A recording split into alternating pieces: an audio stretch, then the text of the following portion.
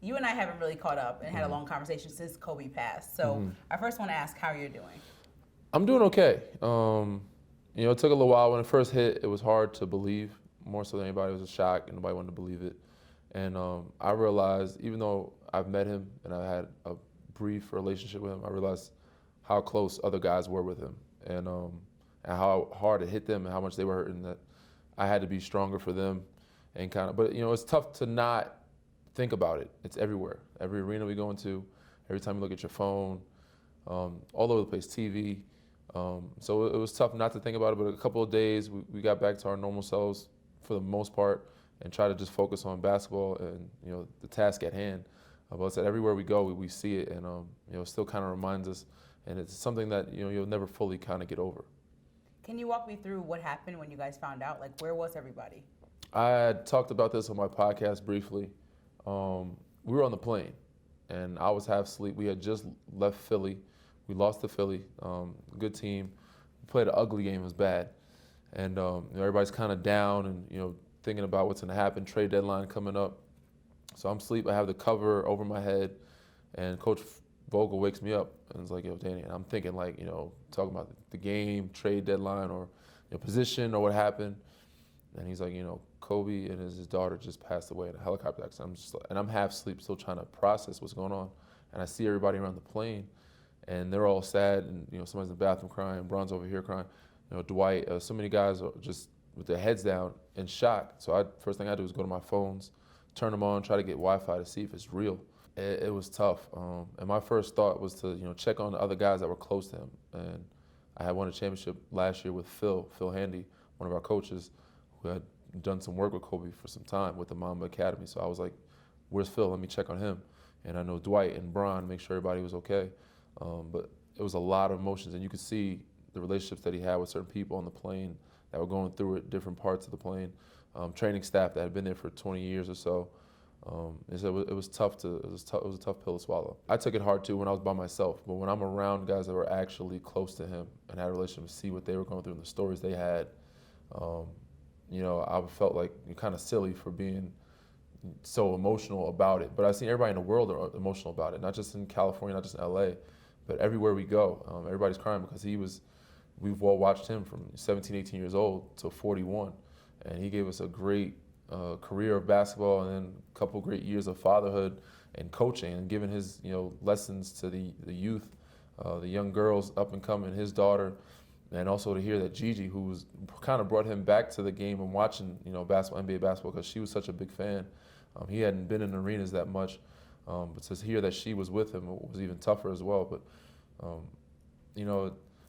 the only way I kind of describe it or put it in an analogy or type of terms for people around the world is everybody said Kobe's he was everybody's favorite character for 20 years on your favorite TV show type thing. Mm-hmm. And when your favorite character or the TV show stops after 20 years, it's like you don't know what to do. And you grow attached to that person becomes family. And he was a family member for a lot of people that didn't even know him, which is kind of crazy to see. He had such an impact on the world. Now, we were all watching that video of you getting off the plane and your team getting off the plane, and we saw LeBron and you kind of break down. What was happening in that moment? I said each minute it became more real. And when we got on ground and see what's going on, and obviously they trying to move the media out, trying to keep helicopters away. It started to become more and more real, and guys started to realize, this really happened. Kobe's gone, and I said Bron had a really good relationship with him. AD had a good relationship with him since he was young. Phil Handy, Dwight was teammates with him.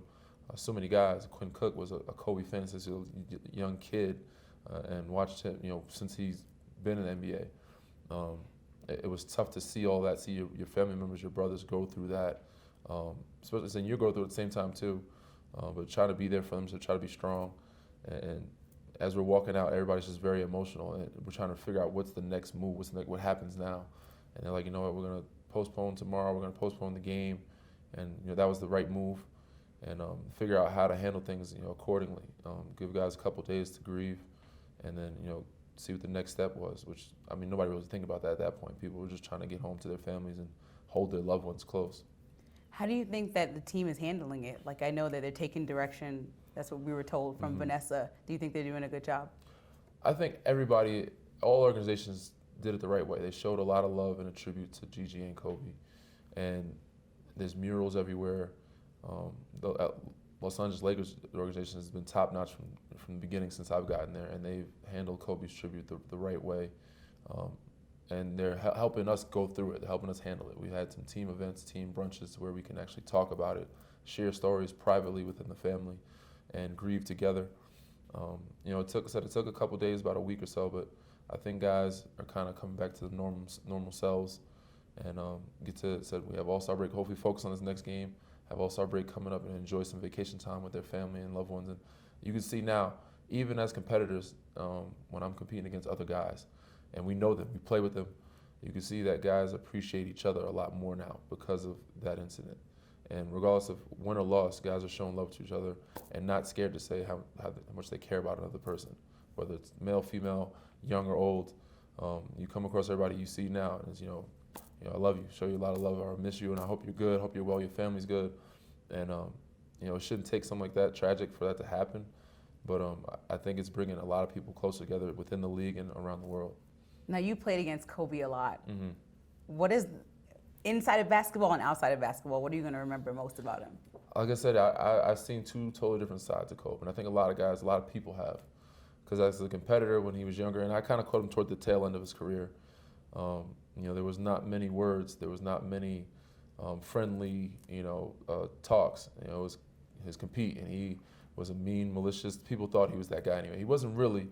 But on the court, he's serious, but he'll trash talk you a little bit. But he respected most guys. I think it's toward the end of his career. He's respected, but he's gonna give you, a little, bump here and there, a little trash talk here and there, and he's gonna compete.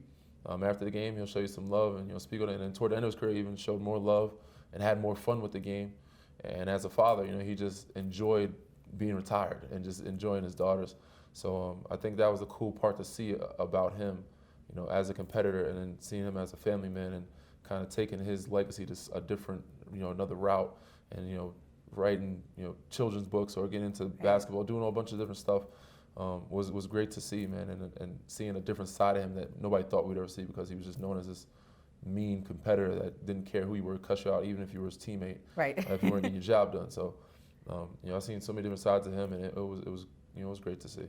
Now, I knew you growing up, Mm-hmm. we used to say, Danny's missing the Christmas party. Danny's missing this. You missed so much stuff because of how dedicated you were to basketball. So does Kobe's impact, he had that same laser focus. Did that impact you growing up? For sure, because Kobe was a talented guy, but the way he worked, he worked like he was a guy that was, not given any God-given abilities. And he set the tone for a lot of people, because not only did he do the work and show the work, but he's talked about the work and the process. And if this is what you want to be, this is how you have to go about it. And for me, I had to take it serious, because I felt like, I was given hype, but I didn't feel like I was given that many God-given abilities. I wasn't the most athletic, the fastest, the strongest. I had to work at a lot of those things.